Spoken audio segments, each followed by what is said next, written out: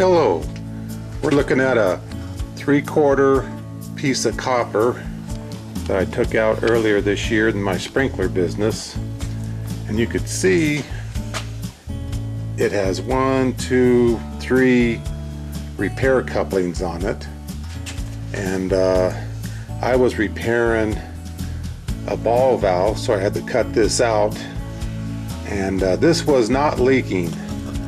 You could see it was a homeowner amateur job.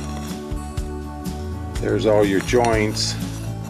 None of these joints was leaking, but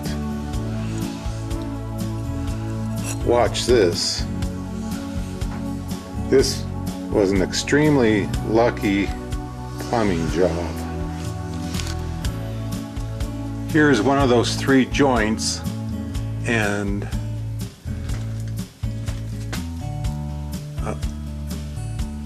wrong joint.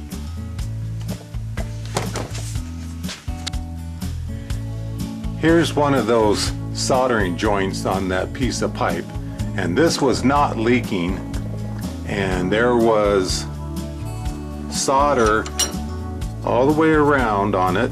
Let me get this turned around here. There was solder the entire way around it, and it was not leaking, okay? And to my surprise, when I cut the pipe and started taking things apart, look what I found.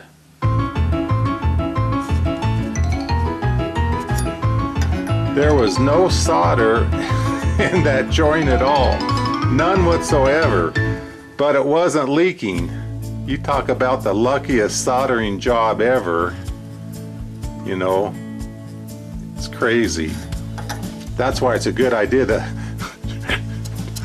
replace old joints, because they might not be leaking initially, but by the time you play around the pipes and move them and wiggle them, it might crack that little bead. This little bead here was the only thing all the way around was sealed. No solder on the inside. Unbelievable. I could never get that lucky. Here's another soldering joint here. You can see there's solder all the way around that joint. And even if you have solder all the way around the joint, that still isn't guaranteed it's not going to have a leak, because I've had times when I forgot to have a vent off where the hot gases inside the air from heating up the joint would expand, and they got to go out somewhere, and so they'll find a little microscopic path through that solder joint, and it will leak. Well, there you go.